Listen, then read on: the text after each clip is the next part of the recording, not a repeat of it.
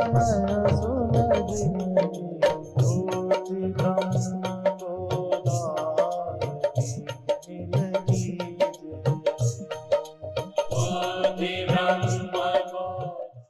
श्री राम जय जय राम।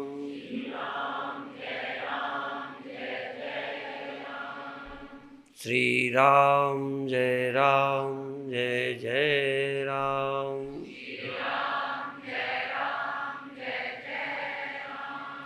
श्री राम जय जय राम।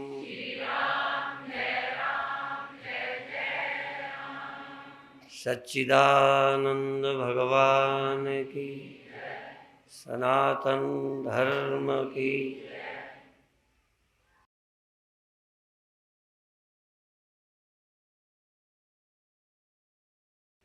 अभी अभी आदरणीय संत सुभाष शास्त्री जी से सुनते समय मेरा मन आया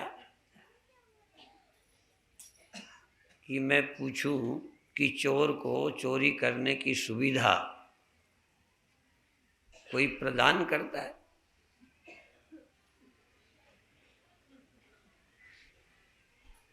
और कोई ये आश्वासन देते हैं कि तुम करो, हम तुम्हारी मरम्मत नहीं करेंगे।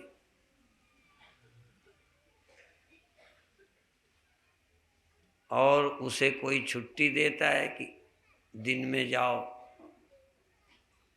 अपना रात वाला समय चोरी से निकालकर छिपकर चोरी करता है। बुरे काम करने वाले व्यभिचारी मौका निकालते हैं, सबकी आंख बचाते हैं। और साधु होने के लिए या मोक्ष के लिए, कल्याण के लिए खुली छुट्टी है, तब भी लोग नहीं आते। अब क्या किया जाए? मैं तुमको नहीं कहता, तुम तो आए हो। और तुम्हारे इष्ट मित्र दोस्त होंगे जो तुम्हें समझते होंगे कि बेवकूफ हो, अपने को समझदार समझते हो। आज समझदारी की एक ही पहचान है एडवांस की, पढ़े लिखे की, कि ईश्वर को न माने, धर्म को न माने, संत को न माने, पूजा पाठ अर्चना, भगवान मंदिर न जावे। समझो वो आज का पढ़ा लिखा समझदार आदमी है। और हमारी दृष्टि से इससे ज़्यादा कोई बेवकूफ़ आदमी नहीं है। अलग अलग नपना है। प्रातः काल एक चर्चा की थी, मोक्ष मुक्ति सत्य एक है। भले आज जानो या कल जानो, सत्य बहुत नहीं है, परमात्मा बहुत नहीं है। बहुत रूपों में आए, ये अलग विषय। गुरु बनकर उसे समझाया, ये अलग विषय है। लेकिन वो एक है। आज विज्ञान भी धीरे धीरे वहीं पहुंच रहा है कि सारी सृष्टि का उपादान एक है, अनेक नहीं है। संतों ने तो कहा एक नूर ते सब जग, सब जग, अच्छा बुरा जो भी है एक से ही उपजा। और हमारे ग्रंथों ने तो उदाहरण ही दे दिए, यथा एकेन लोह पिंडेन सर्वम लौहमयम विज्ञातम स्यात् वाचारंभणम विकारो लोहवित्तेव सत्यम। उपनिषदों ने कहा जैसे एक लोहे से, एक लोह के पिंड से अनेक औजार बनते हैं। शर्त पहले कर दी, यथा एकेन मृत पिंडेन, जैसे एक मिट्टी के सान कर तैयार मिट्टी से अनेक छोटे छोटे बर्तन बनाते हैं। उन सब में एक चीज सत्य है जिससे बने हैं। बाकी जो बने हैं वाचारंभणम विकारो, जबान से कहने के लिए और काम के लिए हैं, काम आते हैं। जबान से कहना ही नहीं, काम भी आते हैं, बल्कि जितनी बनावटी चीजें वही काम आती हैं। मिट्टी काम नहीं आती, अनाज काम आता है। मिट्टी काम नहीं आती, मकान काम आता है। मिट्टी काम नहीं आती, बर्तन काम आते हैं। लोहा काम नहीं आता, सरिया आती है, गणासा आता है, चाकू आती है, कैंची आती है, काम। लोहा, लोहा भी जिसको तुम बोलते हो सरिया, वो काम आता है, बनाई गई है। दुनिया में एक चीज लाओ जो बिना बनाए काम आती हो, गहने बनाए जाते हैं। ये सारी सृष्टि जो काम आती है ना, ये सब बनी हुई है, बनावटी है।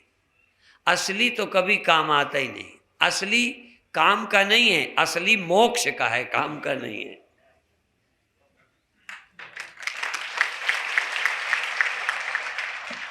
जो सत्य है उसकी कामना मोक्ष के लिए है, बस उसको जानकर लोग मुक्त हो जाते हैं। देह काम का है, इंद्रियां काम की हैं, ये नष्ट हो जाएंगी। जितने काम के हैं सब नाशी हैं, बात समझ लें। जितने काम के हैं, व्यवहार में काम आते हैं, वो सब नाशवान है। इसलिए मांडूक्य उपनिषद में उस परमात्मा को अव्यवहार्य कहा है। अव्यवहार्य अर्थात वह व्यवहार में नहीं आता। सच तो ये है वो देखने के लायक भी नहीं, देखने में नहीं आता, जानने में नहीं आता, मिलता नहीं है। हम देखो, हर किसी को औरत मिली, दोस्त मिले, बेटा मिला, मकान मिला, धन मिला, सब कुछ मिलता है।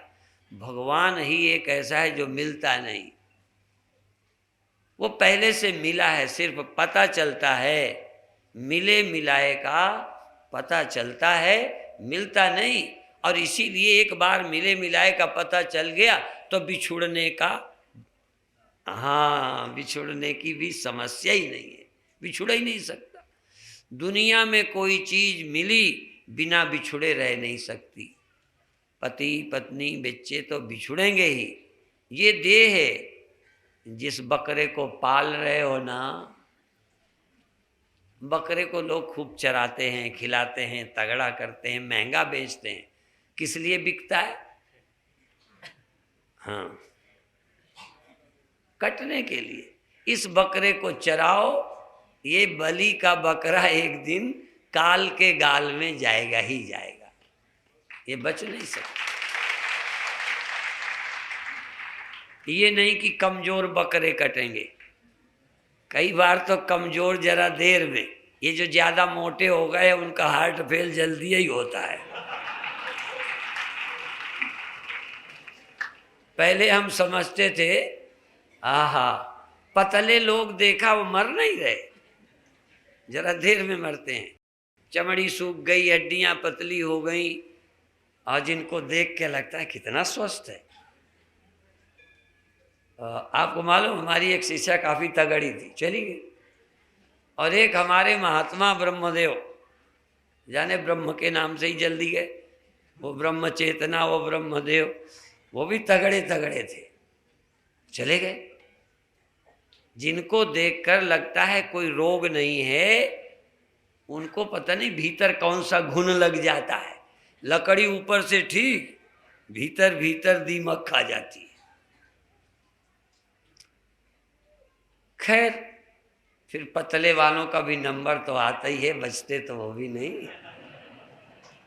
हाँ, कहीं सोचने लग जाए लोग कि पतले बच जाएंगे। आजकल लड़कियां चिंता करती हैं, मोटाई से बचती हैं। शायद पतली लड़कियां ज़्यादा पसंद की जाती होंगी, इसलिए मोटाई से डरती हैं, फैट नहीं होने देती, डाइटिंग करती हैं। डॉक्टर लोग भी बताते हैं, पर हम लोग तो एक बातें बताते हैं भाई, कि मोटा पतला काल जब चक्कर लगाएगा ना तो किसी को छोड़ता नहीं है। एक चीज की तरफ देखता नहीं है, जिसको अकाल पुरुष कहते हैं, ब्रह्म कहते हैं, निरंकार कहते हैं, सत्य कहते हैं, अस्तित्व। असल में दुनिया के लोग अस्तित्व और अनस्तित्व को ठीक समझते ही नहीं। अस्तित्व उसी को कहते हैं जो कभी नहीं हो सकता, सदा है, कभी भी नहीं कहा जा सके। बचपन कल था, अब आप नहीं कहते हो, अब नहीं है, आज है, कुछ दिन बाद कहोगे नहीं रही, नहीं रहेगी, अभी से पता है। अच्छा, नहीं रहेगा का पता अभी है कि नहीं? जैसे था रहा नहीं, आज है, इतना तो अनुभव तुमको हो गया है। ब्रह्म का ज्ञान हो न हो, पर जो अभी है जवानी, इसका तुम्हें पता है ना कि रहेगी कि नहीं रहेगी? बोलो, नहीं रहेगी, देखो ज्ञान है तुमको। अच्छा, नहीं रहेगी तुम्हारी गलती से कि सावधान रहने पर भी नहीं रहेगी? बोलो, लापरवाही से जो लोग लापरवाह हैं उनकी न रहती तो सावधान लोगों की बनी रहती, पर सावधान लोग चले गए। आज यहाँ कुछ माताएं आई, हमारे परम संत स्वामी पथिक जी के भक्त हैं वो। जब उनका डेथ हुई तो मुझे बार बार यही लगे, जबकि हम रोज बोलते हैं, समझते हैं, पर उनके शरीर न रहने पर बहुत देर मुझे ख्याल घूमता रहा कि कितने संयमी थे। नेचुरोपैथी, कैसा रहना, कैसा सोना, कैसे जागना, इतना संयम से रहने पर शरीर नहीं रहा। तो जब संयमी को न रहा तो असंयमी की तो बात ही क्या करना। थोड़ा जल्दी जाएंगे और क्या होगा। बाकी यदि असंयम से शरीर नष्ट होता तो संयमियों का नष्ट नहीं होता, ये बात ध्यान रखें। इसलिए शरीर को बचा लोगे, ये आशा छोड़ दो। शरीर बचाने का प्रयत्न ना करो। शरीर को तो भाई प्रकृति के विधान के हवाले करके तुम भगवान की शरण हो। तुम अभी तुम जब मैं कहता हूं तो तुम्हारे यहाँ तुम जो है, शरीर और जीव और इंद्रियां सब तुम में खिचड़ी हो गई, सब मिला जुला मामला है। तुम भगवान की शरण हो, तुम शरीर से अलग थलग हो। कुछ से अलग हो सकते हो, कुछ से अलग नहीं हो सकते। देखो ध्यान रखो, कुछ से अलग होकर तुम रह सकते हो और कुछ को अलग नहीं कर सकते। हाँ, उसे खो सकते हो। जैसे एक घड़ा दूसरे घड़े से अलग हो सकता है। और बताएं, हम लोग मनाते रहे मुल्लाओं से ऐसे भीख मांगकर कि 3 हम भगवान राम के भक्त हैं, मंदिर बहुत हैं पर राम जन्मभूमि बहुत वो नहीं है, बहुत राम मंदिर बहुत हैं। और कहा था भाई भगवान कृष्ण के मंदिर भी बहुत हैं, भगवान कृष्ण की जन्मभूमि मथुरा बहुत नहीं है। ऐसे ही भगवान शिव की काशी एक है। 3 हमारी झोली में डाल दो, देश की सद्भावना के लिए, देश के हित के लिए, लेकिन समझ में नहीं आया। अब उसकी खुदाई हो रही है। अब कई लोग बोल रहे हैं कि खुदाई कराएंगे, सबूत मिलने पर देना लगेंगे। तो हजारों मस्जिदें, एक आध नहीं, हजारों मस्जिदें मंदिर तोड़कर बनाई हैं। फिर यदि शुरुआत हो गई, रास्ता निकल आया पहचान कर देने का, तो मुल्लाओं की मस्जिदें, उनका क्या बनेगा।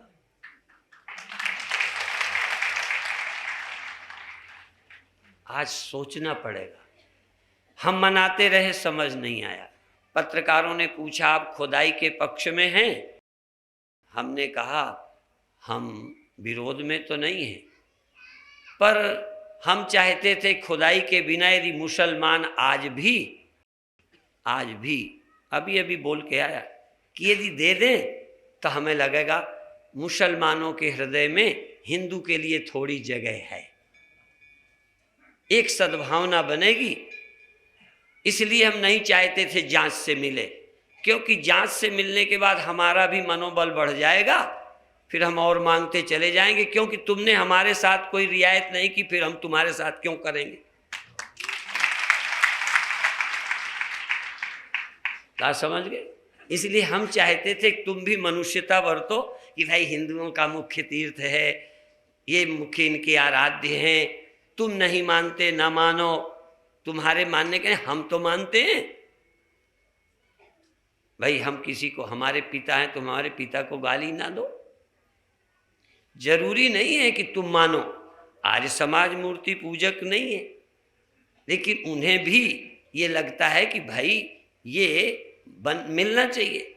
और फिर दूसरे, उन्होंने मंदिर कोई सद्भावना से नहीं तोड़े, खुदाबंद की इबादत के लिए नहीं तोड़े, वो तो सिर्फ हिंदू को अपमानित करने के लिए तोड़े।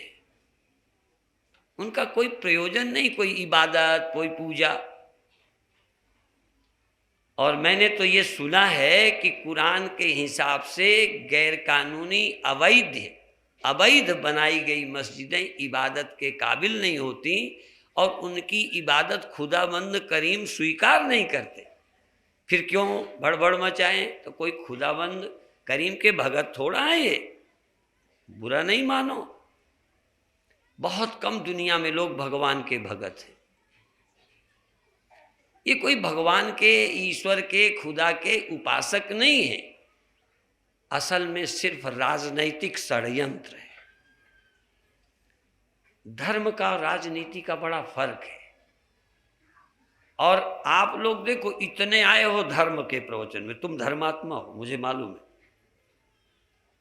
पर यदि अयोध्या की बात आ जाए, दिल्ली की बात आ जाए, तो तुम में ज्यादा खिसक जाएंगे, चूंकि तुम धार्मिक ज्यादा हो, राजनैतिक कम हो। वो लोग धार्मिक नहीं है, राजनैतिक हैं। इसलिए मंदिर तोड़कर मस्जिदें बनाना धर्म का अपमान कम, हमारा राजनैतिक पराभव के प्रतीक है। हम राजनैतिक रूप में संगठित नहीं थे, हमारे यहाँ तमाम छोटे छोटे राज्य थे, इसलिए मंदिरों का टूटना राजनैतिक पराभव है। असंगठित हिंदू, और पूजा अर्चना के लिए तुम अलग अपने कमरे में बैठ के पूजा करो, मुक्ति मिल जाएगी। तुम धर्मात्मा हो, वो धर्मात्मा नहीं है, मैं दावे से कह सकता हूँ। वो सिर्फ मजहबी जुनून, राजनैतिक लाभ के लिए। उनका संगठन भी, जिहाद भी राजनैतिक है, जिहाद राज्य प्राप्त करने के। हमने कभी ऐसे आंदोलन नहीं किए राज्य प्राप्त करने के, राजाओं ने किए होंगे, हिंदू जनता ने नहीं किए। हिंदू जनता धार्मिक रही है, राजनैतिक नहीं रही। तो कोई कोर्ट, सुप्रीम कोर्ट, कोई न्यायालय भी राम को वहां से हटा नहीं सकता। जब हटा नहीं सकता और छोटा टूटा फूटा मंदिर बनाइए, तो हम लोग ये नहीं कहते कि मंदिर वहीं बनाएंगे। मंदिर तो वहां बनाई है, मंदिर भव्य बनाते हैं। सौगंध राम की खाई है, हम मंदिर भव्य बनाएंगे, बस। भव्य मंदिर बनाना है, मंदिर तो बना ही हुआ है, पूजा हम करते हैं। और पहले भी 6 दिसंबर को ढांचे के गिरने के बाद भी पूजा का, दर्शन का अधिकार हिंदू को कोर्ट ने दिया है, हमने नहीं, कोर्ट ने दिया है। और अभी भी खोदाई का काम उस एरिया को बचा के इर्द गिर्द खोदने का है, उसको क्षति ना पहुंचे मंदिर को, नहीं समझे? तो मंदिर तो कोर्ट भी मानता है। अरे देर है अंधेर नहीं है, मंदिर तो बनेगा, ठीक है। इसलिए चिंता करने की बात नहीं है, हम जल्दी ही भगवान का भव्य मंदिर देखेंगे, राम लला उसमें विराजमान देखेंगे, जो अभी टूटे फूटे में बैठे हैं। और देखो, शिव जी राम के भगत, राम शिव जी के भगत। राम का काम हुआ तो शिव का नंबर आ जाएगा।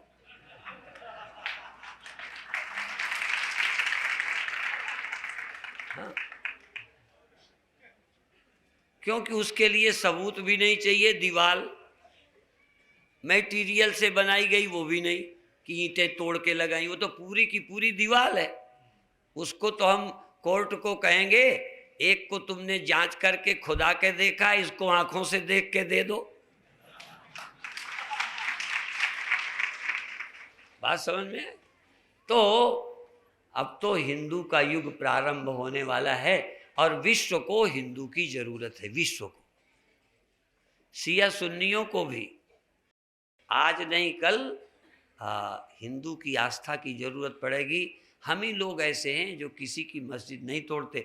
और हमने तो देखो अभी सौगंध खा के कहा अभी अभी पंजाब की सभाओं में कि हम देखो संत हैं, झूठ नहीं बोलते, हम किसी की मस्जिद की एक ईंट नहीं उखाड़ेंगे। बात समझ? जो इबादत के लिए सचमुच मस्जिदें बनी हैं उनकी एक ईंट नहीं उखाड़ेंगे।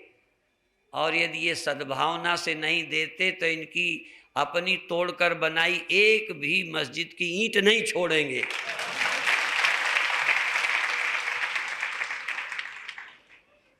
हाँ, नहीं समझे?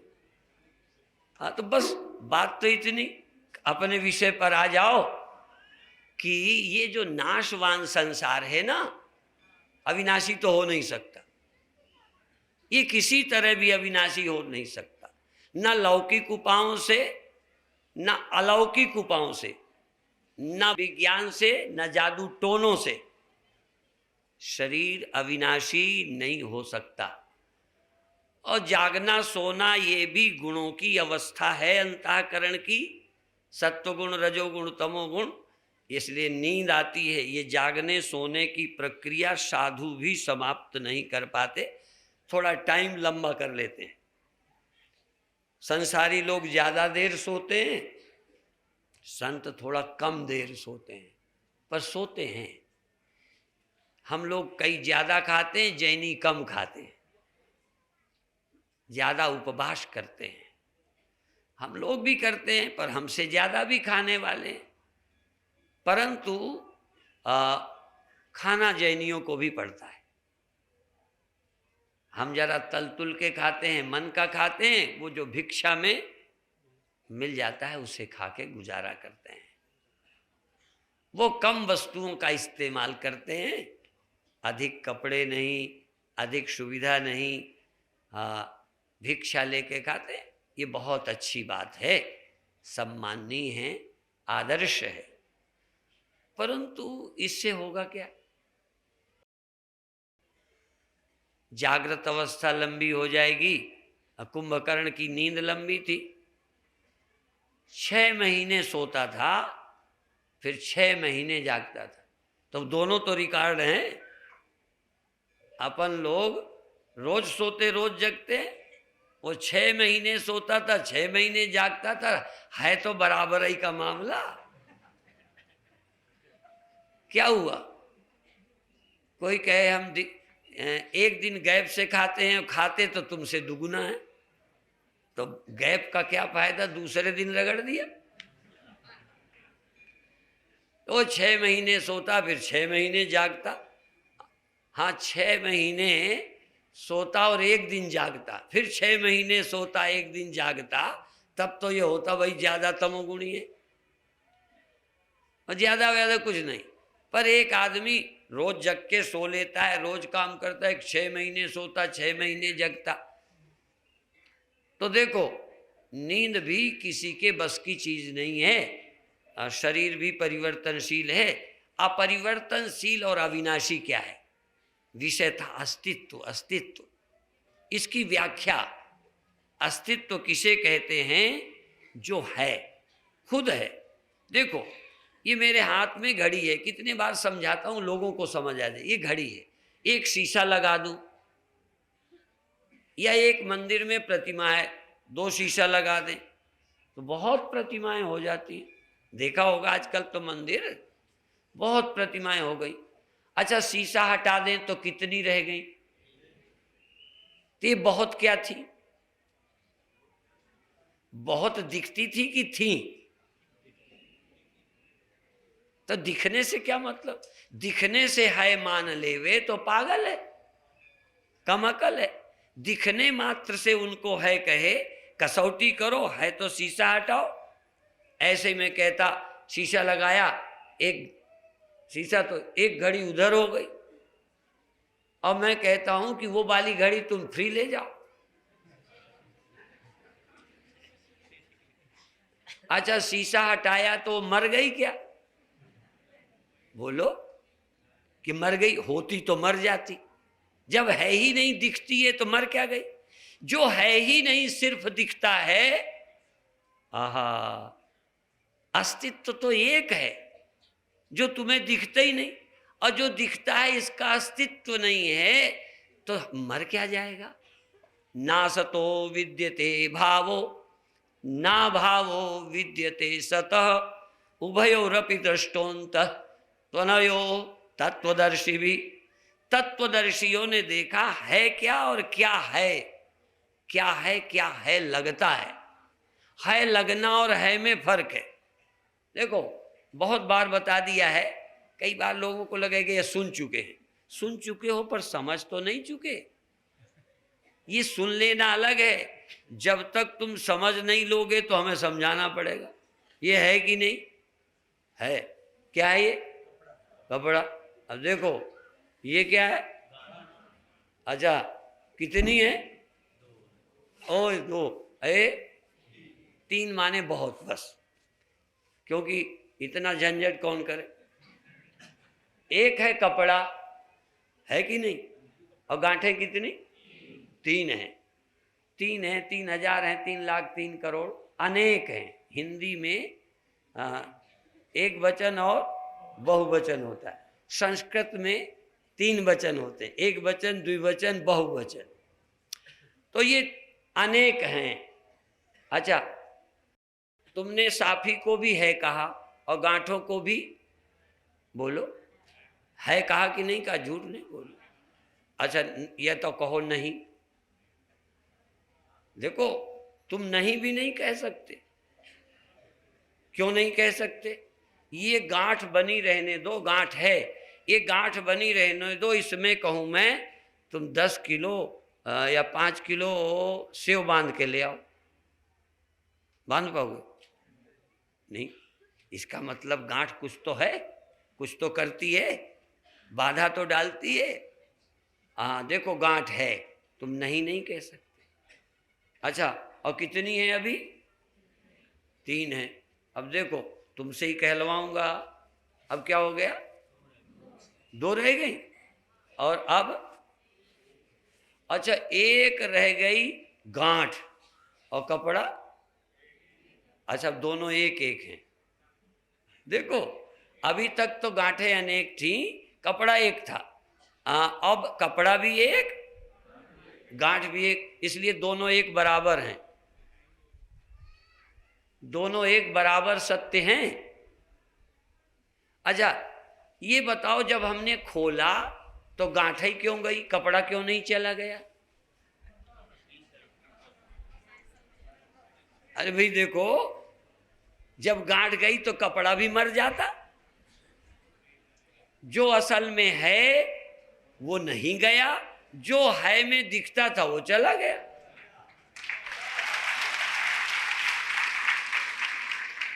तो जो चला जाए, बस गणित याद रखना, फार्मूला, जो चला जाए वो सिर्फ दिखता है ही नहीं, और जो कभी न जाए वही है, वही था, वही रहेगा।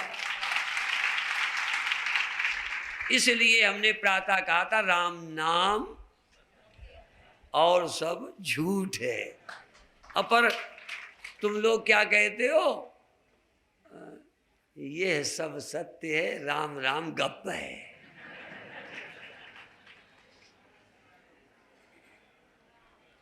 हमारे लिए चूंकि ये काम आता है, काम है, उपयोग में है।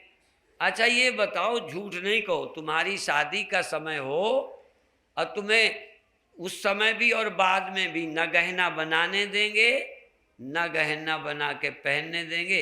तुम्हें कितना सोना पसंद है?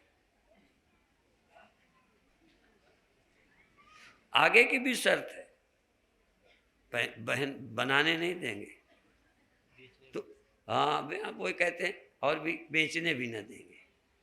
तो क्या करोगे? असल में तो तुम्हें पहनने में ही मजा आता है, सोने में और क्या रखा है। वैसे तो बाकी सोना सोना ही है, नींद है, बेवकूफी है। अब ये पहनने के लालच में उसकी कीमत बढ़ाए हुए हो। वैसे और कीमत है मुझे मालूम है। तो देखो वो तुम पहनने के लिए बड़ा महत्व देते हो, ऐसे ही सांसारिक दृष्टि से शरीरों का, इंद्रियों का, लोगों का बड़ा महत्व है। परंतु यदि अविनाशी होना, मुक्त होना, मृत्यु से बचना, देखो और सब काम हैं, जिंदगी में काम आएंगे, लेकिन एक चीज मरने पर काम आएगी। हाँ, ये तो जिंदगी में इनकी बड़ी कीमत है, रोटी कपड़ा पत्नी बच्चे। जिस दिन मरोगे उस दिन सत्य की कीमत है, उसके बिना तुम बचने वाले ही नहीं हो। यदि सत्य को समझा है तो मौत उस दिन झूठी लगेगी, और यदि सत्य को तुमने पीठ दिखाई है, सत्य से विमुख हो, तो चाहे तुम कितने बड़े हो पर मरने के सिवा तुम्हारे हाथ कुछ लगने वाला नहीं है। तुम मरोगे और सब गंवा के जाओगे। दो, एक तो सब लुट भी जाओगे, पिट भी जाओगे और मर भी जाओगे। तुम्हारा छूटेगा सो लुट गए, और कष्ट हुआ सो पिट गए, और न रहोगे इसलिए मर गए। लूटोगे, पिटोगे, मरोगे, उसको जानोगे नहीं तो, और यदि उसको पहचानोगे तो न मरोगे न और कोई है जो लूट जाओ, और कुछ है ही नहीं, लूटेगा कोई क्या। एक सत्य के अलावा रंच भर कोई वस्तु ही नहीं, छीन क्या लोगे, छीनेगा क्या। और जब कोई छीनेगा नहीं, मरोगे नहीं, तो पीड़ा क्या, पिटना क्या है। पिटना तो यही है, कोई तकलीफ दे, तुम्हारा कोई लुटेगा नहीं। पर जब तुम जगत की दृष्टि से देखोगे, इसलिए दो दृष्टियां हैं, बनावटी जगत की दृष्टि से देखें। देखो अब ये तो दृष्टांत सुन लिया कि हाँ घड़ा फूट जाता है मिट्टी, और कपड़े की गांठें चली गई। कपड़ा, यहाँ तो कपड़ा तुम्हें दिखता है ना गांठों में, यहाँ इन शरीरों में तुम्हें आत्मा, भगवान, परमात्मा मालूम पड़ता है। बस यही चक्कर है, इसीलिए यहाँ जानना पड़ेगा। वहाँ तो दिखता था, उसी में गांठ बनी देख लिया, सोना था गहने बना लिए, टूट गए, मिट्टी के बर्तन घटे बनाए, वो तो समझ आ गया। पर यहाँ संसार भर में एक सत्य है, ये सुनते सुनते बूढ़े हो गए। हमारे बाप दादों ने सुने, आगे नाती पोते भी सुनेंगे, पर ये ब्रह्म का अनुभव करना पहले भी कठिन था, आज भी आसान, आगे भी कोई युग नहीं होगा जब बहुत आसान हो जाए। और ये कोई ऐसी पढ़ाई नहीं इंग्लिश की तरह पढ़ो और एमए पीएचडी हो गए। एक बार सारे संसार को अनित्य समझना, नश्वर समझना, ये नहीं समझना, और चेतन आत्मा जिसके कारण ये भासता है, इस चेतन आत्मा को सत्य समझना, और इस मरने की चिंता से मुक्त हो जाना। इसके अलावा कोई दवाई नहीं। तुम चाहो हम सच्चे मन से नहीं समझेंगे, ऊपर ऊपर मन से दिल बहलाते रहेंगे तो मुक्त हो जाएंगे, नहीं। यही विद्या है जो ईमानदारी से पढ़नी पड़ेगी। और विद्याएं तो दिमाग में टेप हो जाती हैं, चोर उचक्के बदमाश भी पढ़ जाते हैं। अच्छा ये बताओ, चोर लुटेरे उचक्के बदमाश बीए में पीएचडी हो जाते हैं कि नहीं? और हो जाने के बाद भी कभी कभी पहले नहीं थे तो बाद में गड़बड़ तो नहीं हो जाते? ये पढ़ाई जीवन को नहीं बदलती, परंतु ये पढ़ाई अमृत को, मृत्यु के भय को हटाती है, चिंता हटाती है, मुक्त करती है। एक नर को नारायण में बदल देती है। एक जन्मने मरने वाले को जो प्रतीति मात्र अस्तित्व था उसमें जीने वाला वहां जीता है जहां मौत नहीं है, दुख नहीं है, भय नहीं है।